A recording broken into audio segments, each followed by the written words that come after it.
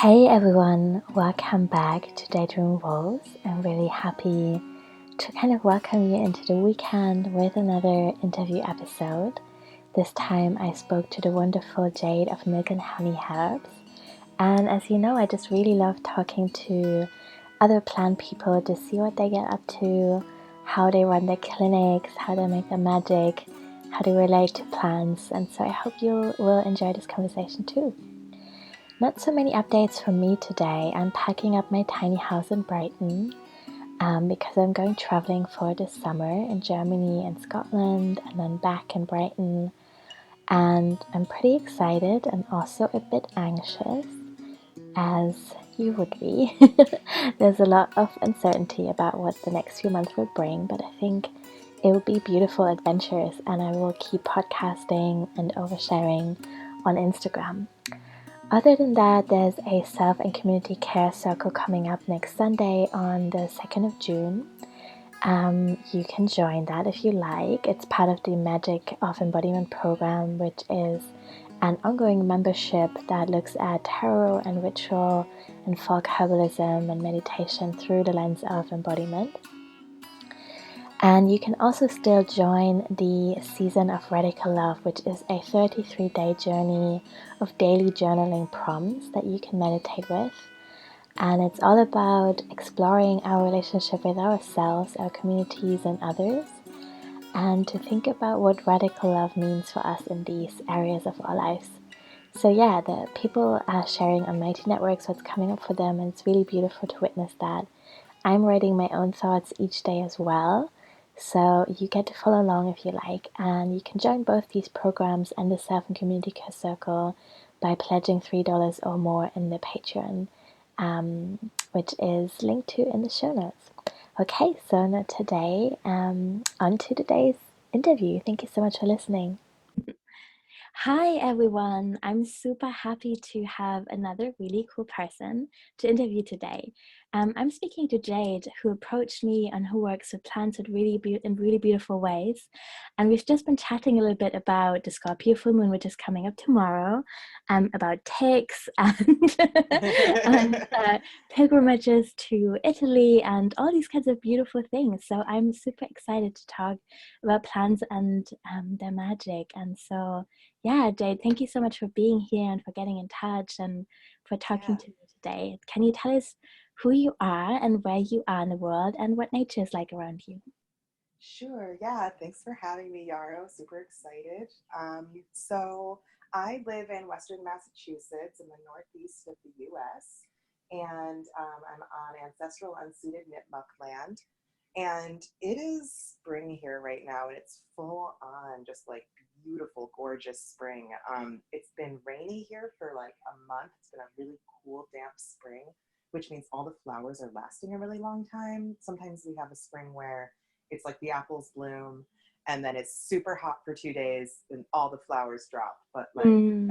everything, has just been like the daffodils have been lasting for like a month. It's really, really beautiful. Everything's in flower. Everything's so vibrant. The dandelions, the nettles, it's really, really beautiful. I keep saying that, Mm. but it is. Um, so loving that. It's kind of a rainy day today. And I am a community and clinical herbalist. My business is Milk and Honey Herbs. I've been, let's see, studying herbalism, like, I guess, formally since like 2006. And so I do so much in the community. Let me think, how can I like summarize it? That's a hard question. But I guess I would say, in summary, with my work, I teach lots of classes, I see clients, and I do a lot of education.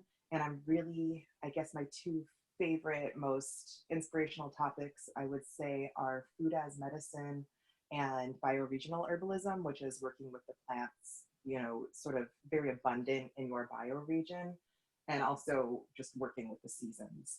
So those are kind of my favorite topics to think about, write about, teach about, and are really the framework of my work as an herbalist. Mm-hmm. Yeah, that's beautiful. Thank you for sharing. I'm really passionate about these things too. As a funny side note, I've had such a difficult relationship with food for such a long time. And by the Mm. way, I will ask you questions again. I'm not going to make this all about me, but I will No just worries. say, Yeah.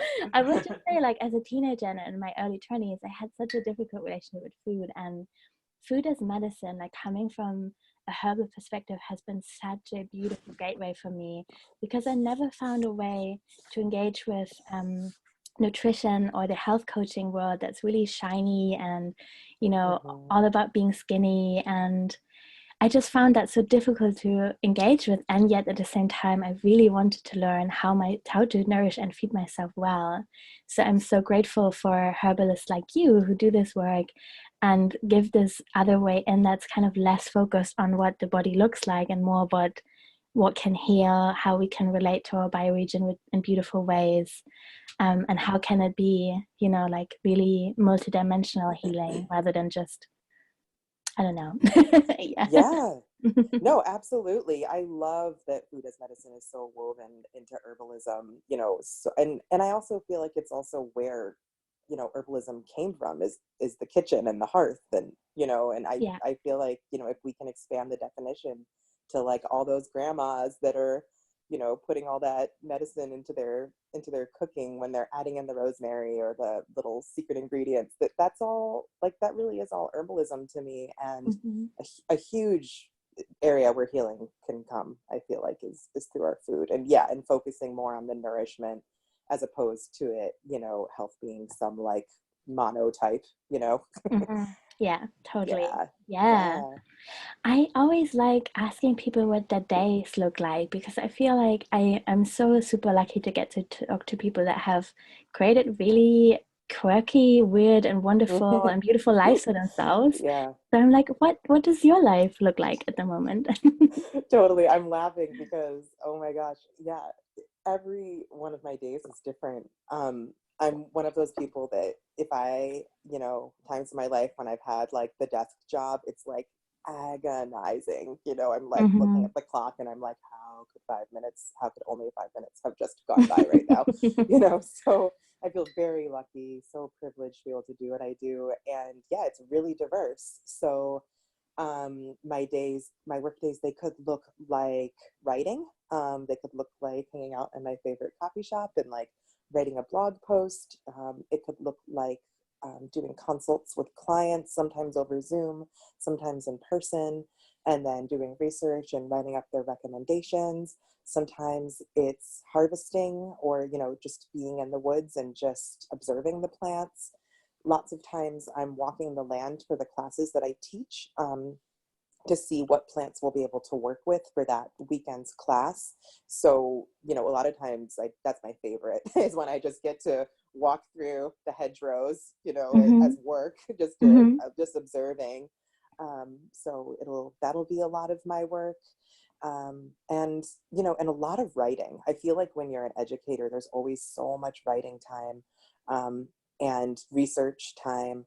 And then, of course, like anyone who runs their own business, that's like all the fun part. Then there's probably like 50 to 75% of my life is like admin, Hmm. you Yeah. know? Like I know a lot of like small business owners can relate. So there is a fair bit of computer work too, but it's really interspersed with walks with my dog, being out in nature, because it's inherent to the profession is you have to spend time with the plants. Hmm. And there's medicine making, of course, too, on some days also. Yeah. Yeah. Thank you for sharing. Yeah, gosh, Yeah. we are really, really lucky. That's true. Yeah. I would also love to know how you became a plant person in the first place. Oh, yeah. Oh, that's a fun question to answer. Let's see. I'll take the least circuitous answer to that. Let me think. So, well, I had always been interested in nature. I'd always just loved the outdoors and the natural world. So, in college, I ended up doing my undergrad in wildlife conservation, as it was like the closest sort of to like just being able to study the outdoors. But then in my upper level courses, I really learned that it was really more like wildlife management. And what I was really looking for was more of like a conservation biology degree, which really isn't what it ended up being. So I had to take a bunch of electives for that major, and all my electives I had ended up just taking in the biology department doing plant classes. So I was taking like plant biology, plant ecology, plant morphology, trees and shrubs of New England, like just all of that, and realized, well, I love this and I'm really not that into this major. So I actually ended up getting a double major in biology, which was more really just plant ecology. It wasn't like more like cellular biology or anything like that. It was really more plant biology, and added that on. And then that allowed me to get a job out of college with the US Forest Service. And I spent 2 field seasons identifying plants that was my job. And it was on this great big vast study in the inland Northwest. So an absolutely gorgeous region of our country. So Eastern Washington, Eastern Oregon, Idaho, Western Montana. So I was like basically in the Rockies and the high desert most of the time. And the way that job was structured was 8 days on and then 6 days off. So the 6 days off, we would just, go backpacking and just be in nature even more. So I had a ton of leisure time too with the plants. And that was when it really unfolded for me, because I had to identify things botanically, but then some of my guides, some of my books had these little like ethnobotanical excerpts in them. And I had taken like maybe one ethnobotany class in college, but it was not a good one. It was a very dry class. And that, when I started reading about it with the plants that I was actually working with, and I had to collect plants for this study too, I'd have to take random samples. And the funny thing was that, we'd have to dig up the plant completely and then press it. And, then it would go kind of to the study headquarters, and it was a control so they could see, oh, well, she's identifying these plants correctly. And I loved like the collecting part. I loved the harvesting part, but I wasn't really like behind it, like for the random scientific study. I mean, it was a cool study, but I was like, man, I wish it wasn't just getting pressed between 2 slabs and like sitting somewhere forever getting dusty. And so, so that kind of combined with reading about these ethnobotanical uses, which really sparked for me, wait a minute, you mean these plants have like medicinal properties? Like that wasn't in my consciousness. I didn't grow up with that at all. I didn't have herbalism in my life. It really just sparked me on, I think I picked up like Michael Tierra's The Way of Herbs. Like I remember like in this random used bookstore in like the middle of nowhere, Wyoming, like on one of our random backpacking trips. And then it really snowballed. And and so I did a lot of self-study for those 2 years. And then after those 2 years doing the field season, I really realized that if I wanted to study herbalism really in earnest, I needed to settle down again. So kind of ripped myself out of that seasonal life, which wasn't easy because I was traveling in the winters, and it was like a great, beautiful, liminal time in my life with so much freedom, but I ended up coming back here to Western Mass because it's a total hub here. There's so many herbalists, there's tons of herb schools, and I just threw myself into it. I signed up for my first herbal apprenticeship, which met once a week, which is kind of hard to find, but it's really wonderful. Most are like once a month. So it was a full day a week. And then at the same time, I applied for a job at a local apothecary that I happened to get. So I started working at the apothecary. And then I also did a full internship starting that same time with a woman who runs a nursery, and learned all about the growing part. And she had a strong focus on medicinal herbs. She's always sells her plants at like the local herbal conferences and stuff. So it really took off from there. And then, as it goes with most herbalists with their like origin stories, they're just kind of like, and then I just got totally obsessed and went to every herb school possible. And I really couldn't imagine doing anything else. So that's, why I eventually started my business. Yeah, what a beautiful story. And I can imagine that transition would have been hard. I've been having commitment issues with places for a really long time too. Yeah, it was hard. It was. Yeah. And so beautiful to get to know so many different plants and different bioregions, and to have that really experimental experience of them. I love that. Yeah, and it's so different out there too. I mean, it's like the Northeast compared to the West. It's desert versus the Northeast is, not all desert out West, obviously, but a Hmm. lot of it is just so, so dry in the summer. And out here it's lush. It's sort of like a temperate rainforest out here. It's very, very lush. And I Hmm. remember, my first sagebrush plant that I saw, and everyone being like, "What is wrong with you?" And me being like, "I'm from Massachusetts." Like, and they were like, "You're the plant person on this study?" I'm like, "Yeah." Because it's so prevalent, Yeah, but that's funny. Yeah. yeah. I mean, yeah, Europe has so many different climates and bioregions Hmm. as well. It's super Yeah, interesting to travel here and to see how things change just if you drive down a yeah, few kilometers. So, yeah, cool.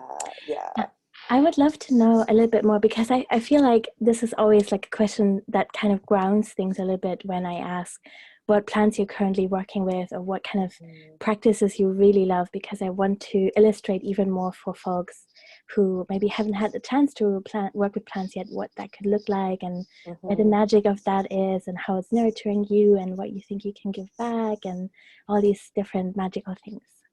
Yeah. So, kind of what plants I'm working with right now.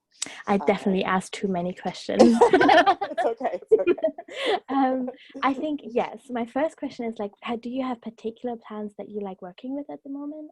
And then my Hmm. second question is like, do you want to share any practices and how you Hmm. work with them? And then the third question would be, I'm really thinking a lot about giving back at the moment because I'm leaving um, this woodland here that I've been living in the last 2 years, and I just really want to find more ways of giving thanks before I leave. So, yeah, Yeah. just always hearing what people do to do that would be Yeah. interesting too.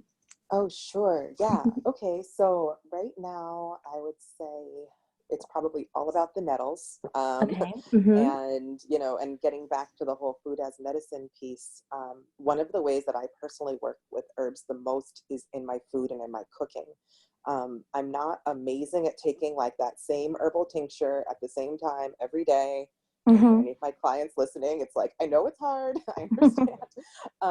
But yeah, and I have to cook every day. I have two young kids, so I'm in the kitchen. They have to make dinner every night. So it's just woven into my days and into my life. So that's where nettles is coming in right now, big time. I finally started my own patch in our woods. Well, not in our woods, like right on the edge, because I didn't want it to go totally crazy in the garden. So I kind of put it on the edge where it could kind of do its thing. And let's see, I've been making nettles soup a bunch. I've been making nettles pesto and freezing it. I love doing that. I love freezing it in like little packets or even just like little freezer bags in like sort of portion sized amounts so that then I can just take that in the winter and just put that whole thing like into a soup or a stew or into pasta or whatever, just to get that like nettles dose in the middle of the winter. Mm-hmm. Um, Oh, I love doing that. I have been, oh gosh, what else have I been doing with them? Just, yeah, eating them in as many other ways as possible. I have been making vinegars with them. I love making a nettles vinegar. That's so super easy. All you do literally is just put them in a jar and pour apple cider vinegar over them. Like, that's it. Yeah. And it's so great. Let them sit for a couple of weeks. And I love salads with nettles vinegar as a part of the dressing. So that has been one of my go-to plants right now. And I was working with it leading up to the spring also because I can get seasonal allergies, but if I drink nettles infusion, I don't like leading up to the spring. So before they came out, my body was still craving them, but they weren't out yet. So I was making nourishing infusions with them and not even every day. So, just a couple times a week, even sometimes. And then as soon as they were available, I've just been eating them like crazy. So that's, the plant I'd say I've probably been working with the most right now. And those are some of the ways I love incorporating it into my day. And then in terms of like the giving back part, I think what comes to mind for me is because I do so much education about medicinal plants and wildcrafting is woven into that inherently. I'm leading herb walks or tree walks, or in my classes, they're like totally hands-on and just like focused on meeting the plants, like um, outside in their habitat. Like my classes meet like all outdoors. Um, and we are working with super locally abundant plants like all the time. Like that's sort of one of my tenets of bioregional herbalism is like we're not working with like rare woodland medicinals, even if they're endemic to our region. Dandelion is a bioregional herb, nettles are, even though they're not necessarily originally from here.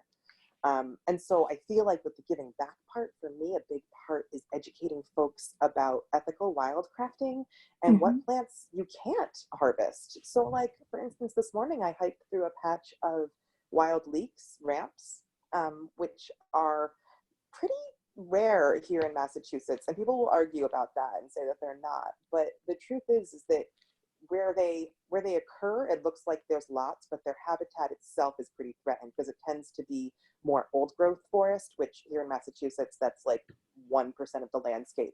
But it'll be like literally these teeny little patches that just like didn't get logged. And, and so I feel like giving back, first of all, is not harvesting a plant, even though, it's delicious and all the things, right? But Mm-hmm. I can work with the chives, in my yard. I can work with garlic, but also just educating through my social media, through my classes, that we don't want to go into nature with this like taker mindset, which definitely can infuse into wild food circles and even herbalism, which to me is like a real colonized way of working with the plants. So I like to take a step back and be like, whoa, we have to take this entitlement piece out. We need to really make sure that we're only working with plants that we can sustainably harvest. And even then, let's always, really come at this from a place of reciprocity and gratitude. So anyone who follows me will know that there's always, here and there, just posts about that. I feel like I'm about due for one soon, actually, because I do post a lot, about Yeah. harvesting. And it's like we always have to dial it back and Mm. remember that. So I think that's one of the big ways I feel like I try to give back as much as I can with my work. So I'm not like contributing to the problem, like Mm-hmm. I think Yeah. about that. So yeah. Yeah, thank you for sharing. No, that makes total sense to me. Hmm. I would love to hear a little bit more about your clinic and community work as well. So you have touched on a lot of different Yeah. aspects of it as well, but I wonder what it's like to run a clinic and how is that, yeah, Yeah. so what's that like? Totally. It's really great. So I love having like a little foot or toe in the clinical work. I feel like it helps keep me a good teacher, a compassionate person, because there's Hmm. always going to be things that come up that I haven't worked with before, or I get to work with something in a different way. Everyone's different, as we know, too. So in herbalism, we're always working constitutionally. So a remedy that might have worked for one person might not work for another person, and then that's a learning process. So the clinic has been around since 2012, and it's at a local apothecary here in Greenfield, Mass, called Blue Dragon Apothecary. And I'm just really lucky because the herb shop that I was working at back in the day that I was sharing about in the beginning, a woman who apprenticed there she's like a renowned Tibetan medicine practitioner, and she was apprenticing with the herbalist there to learn about the Western herbs. And she just basically forced me into it. Her name's Mary Ryan. She's wonderful. She's one of my mentors. And she was just like, Jade, I'm opening this apothecary. I want you to do this low cost clinic. And at that time, I was just barely seeing clients.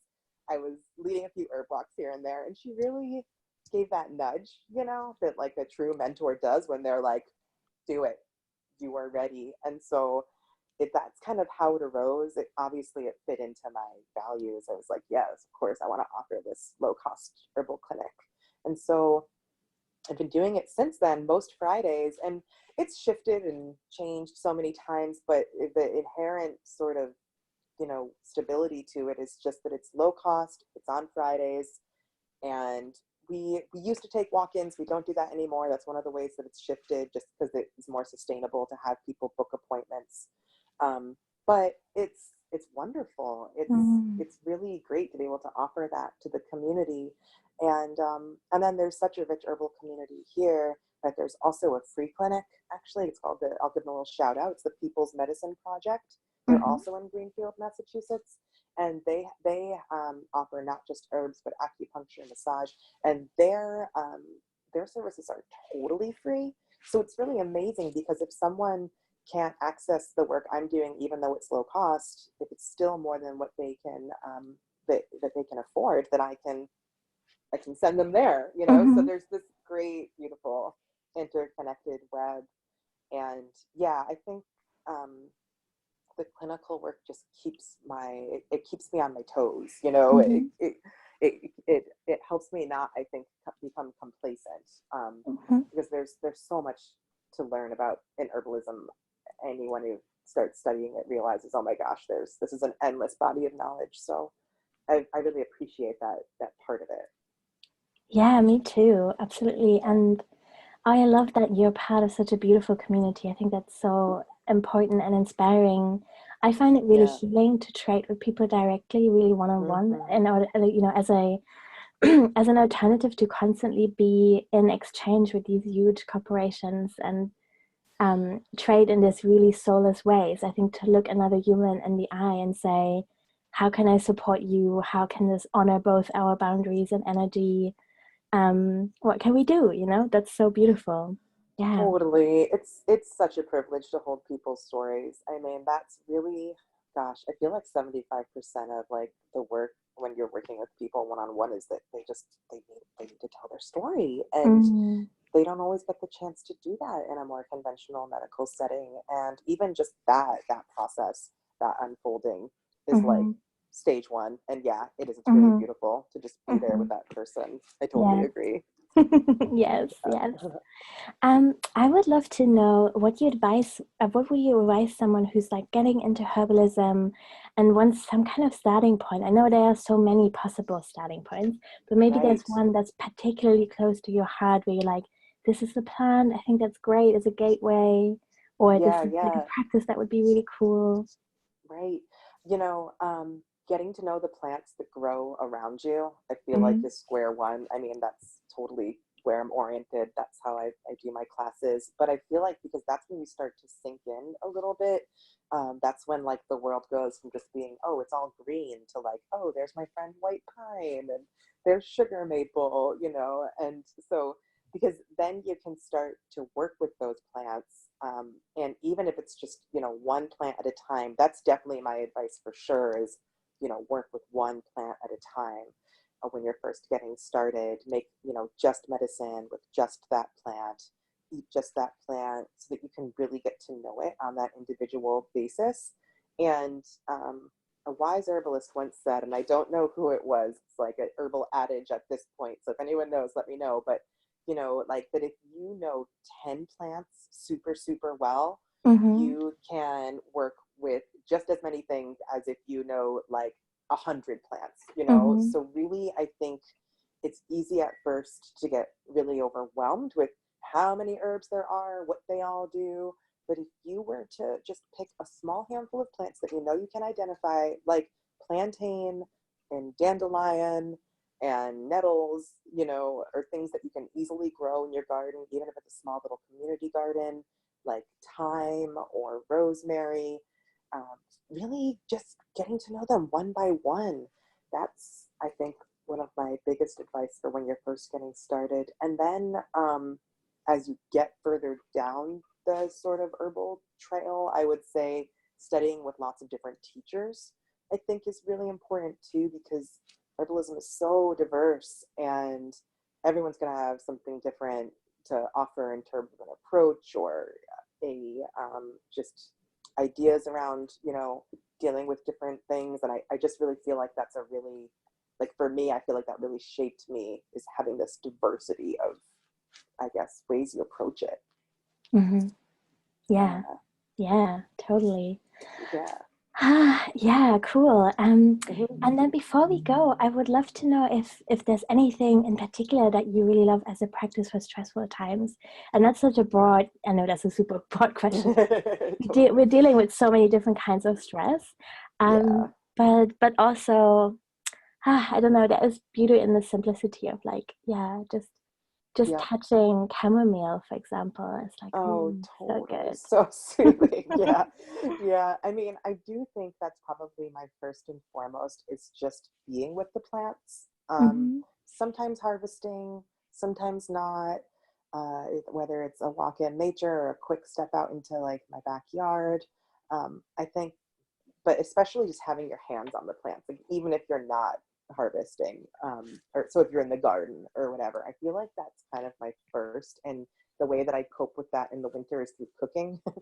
So I dry like little bundles of sage and thyme and rosemary, and then when I'm making my broths or my soups, I get to like, I don't garble them, I just leave them in the bundles, so then I get to like run my hand over the bundle of rosemary and Mm-hmm. separate off the leaves. So for me, I guess what I'm saying, it's very like somatic, it's very like tactile. Mm-hmm. um, that for me is really helpful. And then some of my favorite herbs are a lot of the nervines. Like I love kava. I'm a kava person. So, if I am just feeling like really spun out, I'll take some kava sometimes or some rose. Um, and then I guess it's not herbal necessarily, but sleep.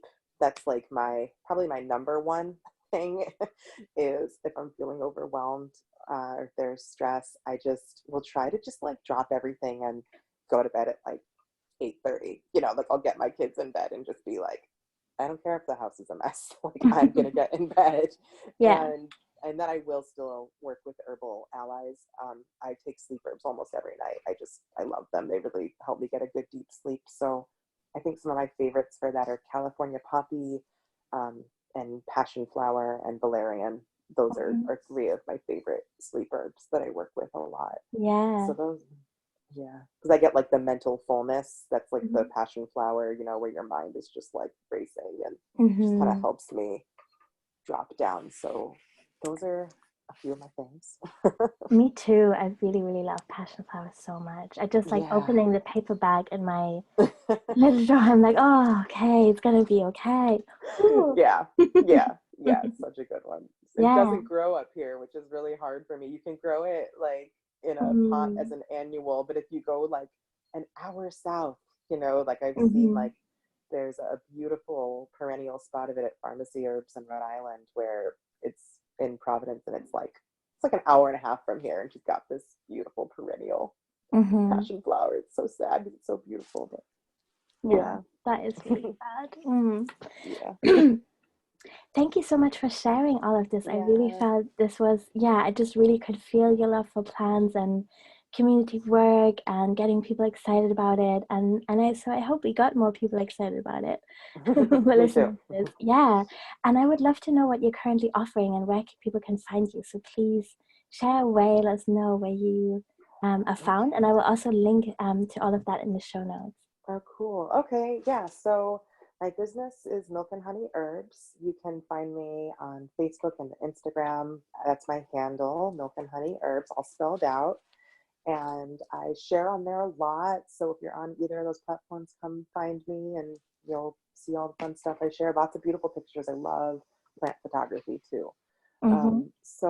And then my website is Milk and Honey Herbs. So you can always find upcoming classes there. For anyone local, I teach classes that are rooted in bioregional herbalism, which I touched on a few times. I have an apprenticeship, and then I also do like seasonal class series. And then for folks afar, I teach a winter series called Spice Rack Medicine that's all online. And that's a really fun one. It's all kitchen medicine. It's such a great class. They do like mushrooms and all the culinary herbs and seaweed medicine, and it's just really great. And then I'm very excited because I just launched a Patreon. So that could be for local folks or folks who aren't. And Mm-hmm. that is really fun because every month you get a class, like a recorded, it's like an online class basically, but it's recorded so you can listen to it like a podcast or whatever. And that's at just like the introductory level. And so I'm excited about that. And then kind of moving up, there's also plant study groups and materia medicas. And then there's like sort of discounts on consultations. Because a cool thing about Patreon is that because it's like monthly, it's sort of a way to like pay for your consults on like a payment plan, which is Yeah. really so cool. Such a neat thing Mm-hmm. about it.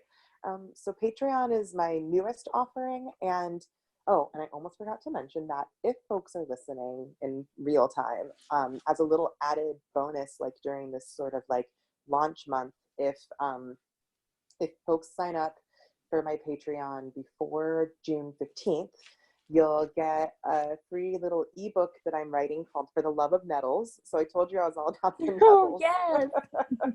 So I'm writing a whole book on them. And it's just going to be full of, what you would imagine, all things nettles, recipes, and just all of it. So that's a Cool. little added thank you if you join by June 15th. Okay. So yeah. Cool. Thank you so much. Also, really want to say I'm just listening at no listening. Okay, I'm confused with my senses now. I'm just looking at your Instagram, and oh my God, everyone absolutely has to follow you just for the picture of the nettle cake. Oh my It's gosh, like, the nettle cake. oh Yes. my God, the nettle cake. There's different layers. And I mean, I don't even know what to say exactly, but something has happened to my eyes, and it's really exciting. And I want to share this excitement with everyone, basically. Thank you so much for Yeah. what you're doing in the world. This nettle cake just kind of rounded this whole thing off in this really beautiful way. So thank you. Yes, and there will be a nettle cake recipe in the Oh, and I will say I have to give a shout out because my friend Anne, she made the cake. Everyone mhm. has to know. Okay. She made the cake, but we, it was a big collaborative effort and it was a wild foods feast we were having. But yeah, that did happen in my life, which is Oh, really exciting. wow. But Amazing. the cake exploded. It was, yeah, I mean, Oh, devil's cake. Yeah, it doesn't get much better than no, that. definitely not. Thank you so much. Thank you. It's Thank been great to talk you. to you. Bye. Bye. Bye.